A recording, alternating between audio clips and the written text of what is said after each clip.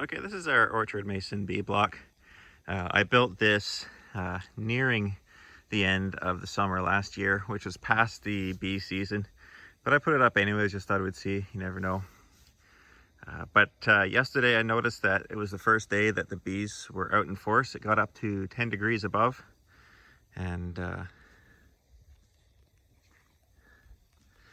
it was the 6th of April, so that's a good sign. So I'm going to take this down and I'm going to open it up, clean it up, just check, see if there's, make sure there's no nasty surprises waiting for them, and put it back together. And hopefully they'll start taking up residence in here.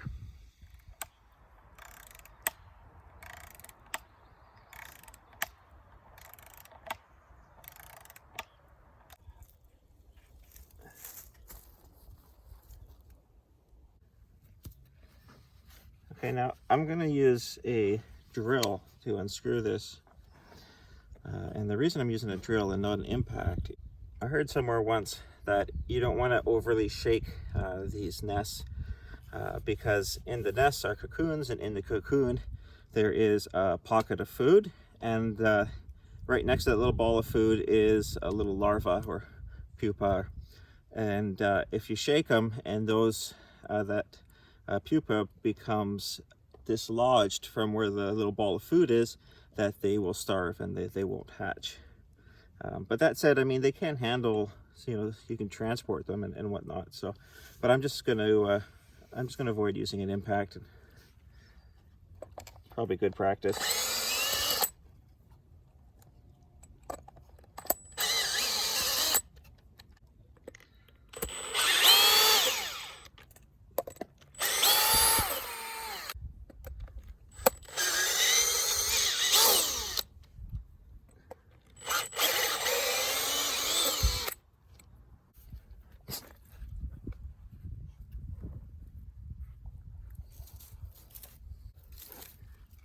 Go. I'm going to start off by looking in this backing board, because if any were built, they'd be starting off back here. Oh, there's a big spider in there, and I do not see, there's not a single bee.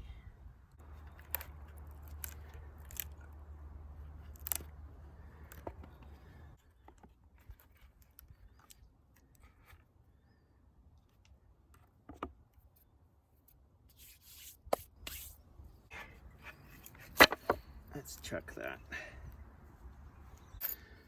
Let's go make a new house for these guys. All right, we're here in our wood shop now, and we're just going to do a bit to just clean this up a little bit, do a quick layout. And I think we're going to try something a little different this time. I've never tried using the paper tubes. I've always just drilled holes straight in the wood, 3/8 of an inch, 7/16 of an inch in that area. But I'm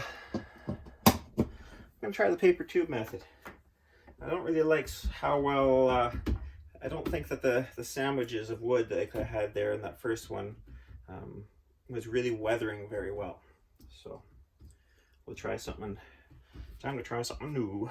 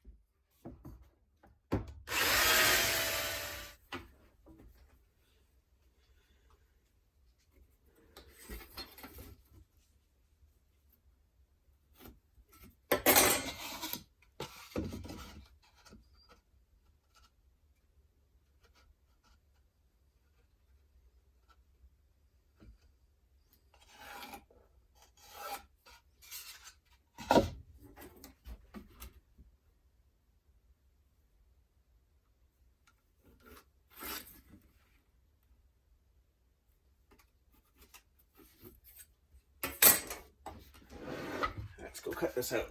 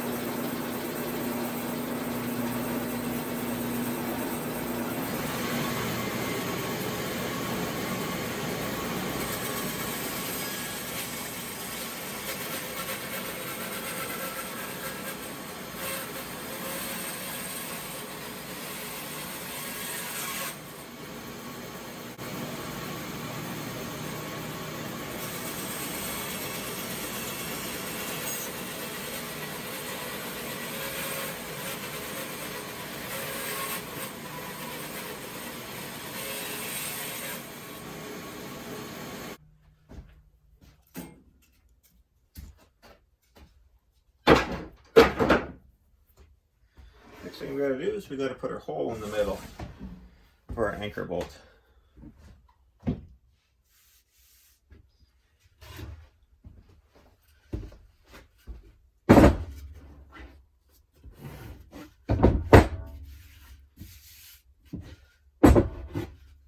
This is a bit of a nicer face between the two. Let's use that guy. 5.5 and half is 2 3/4.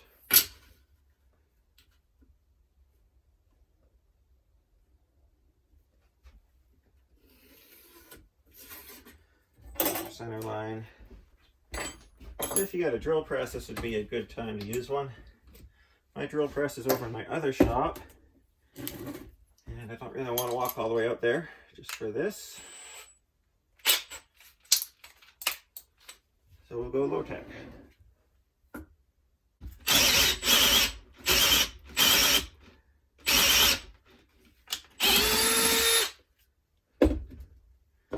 I want this to be deep enough that we don't have a head sticking out through it. That's good, I like that.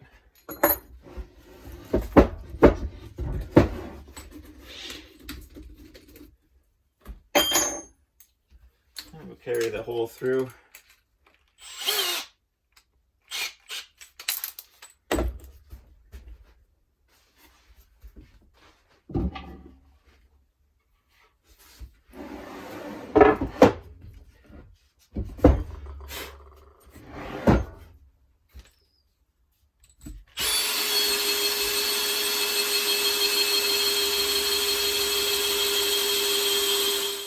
Okay, it's a 3/8 bolt, so we got a 7/16 brad point.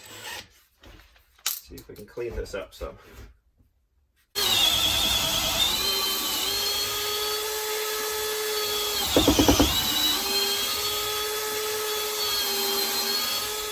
Okay.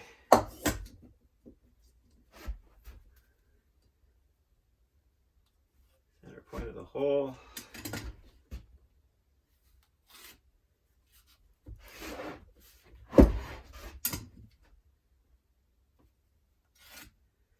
Like that. From this side down. There.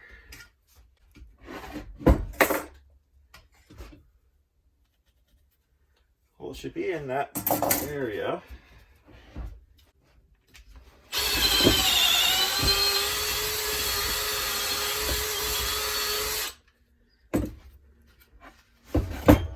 There we go.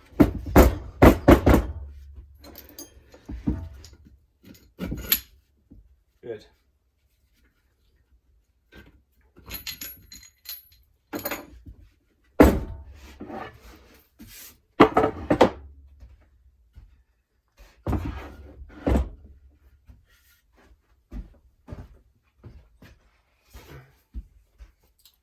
So they say that orchard mason bees prefer holes that are 8 to 10 millimeters in diameter and 150 millimeters deep. In imperial, that is roughly 5/16 of an inch to 3/8 of an inch in diameter and 6 inches deep. So we're going to get as close as we can with that. We're going to start off with our brad point bit. It's a lot nicer bit. And then we'll probably have to finish off the last inch with just a spade bit.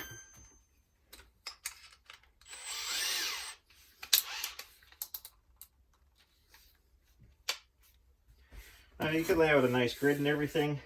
I honestly don't know whether the bees prefer any like a grid or isometric type of layout, or if they care or what, but I'm just gonna wing it.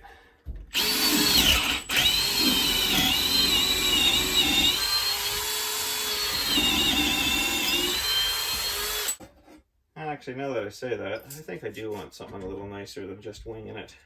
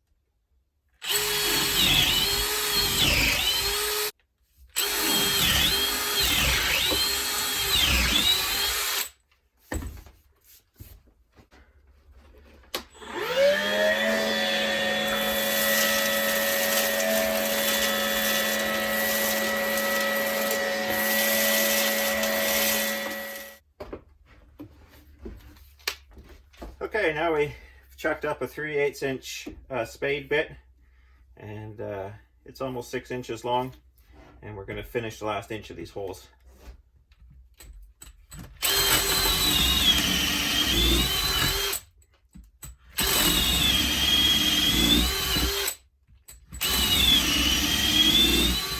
I'm just going to run over this face with some 60 grit.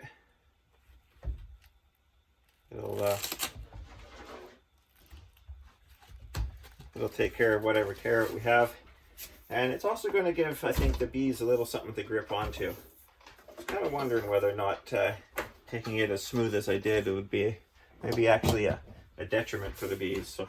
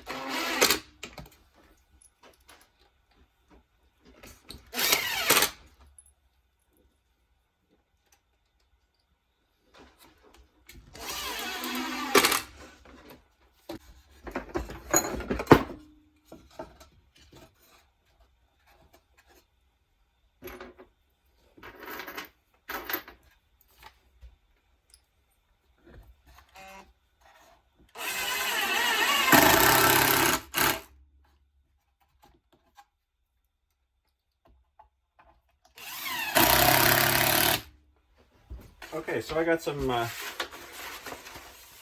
heavy general purpose paper,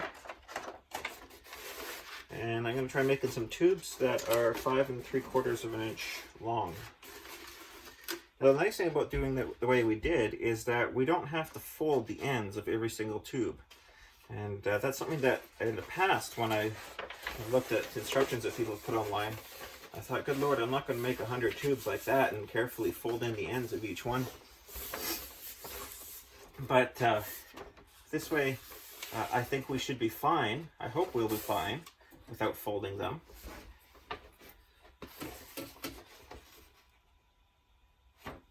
Because we have a back right on the actual wood. Yeah. Try 1.5 inches.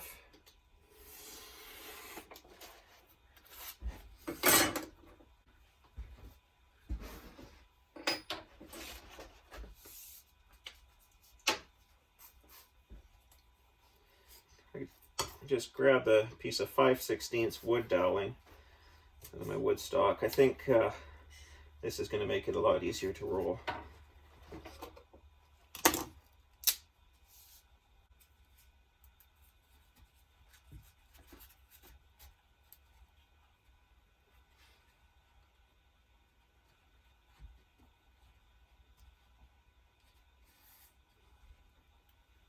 Okay.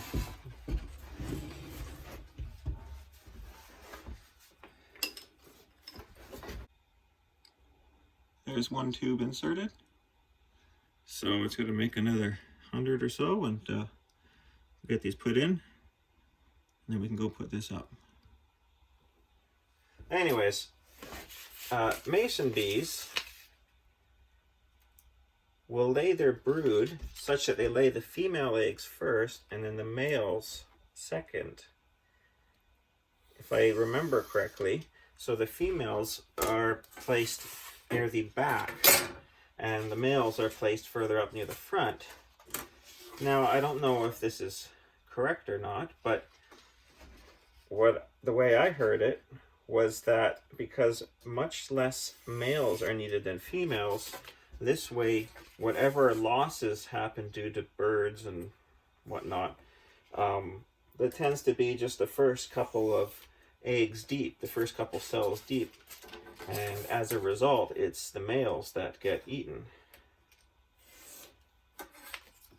That was kind of neat if that's the case.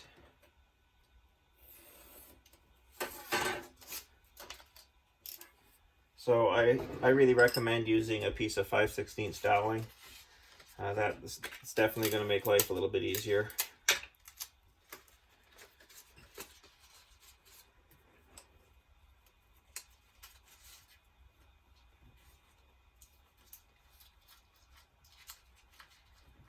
Tighten it a little by sort of wrapping it over harder.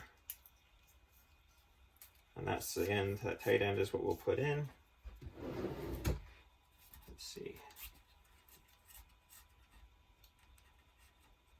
Yes, okay, so there's a system that works.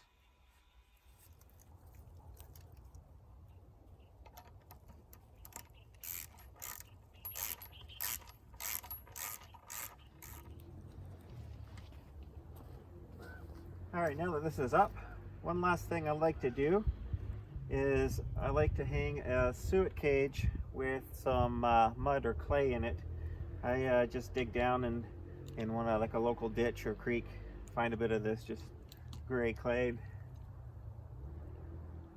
hang it up here. Because I have found in the past that areas where they don't have access to clay, and around here there's a lot of peat, not much clay, I've found in the past that they tend not to build as much. So this just gives them a little bit of building material right easy right by their house. Anyways guys, thanks very much for joining Finn and I on another adventure, and you guys take care of yourselves, stay safe in this COVID thing, and until next time, we'll see you later.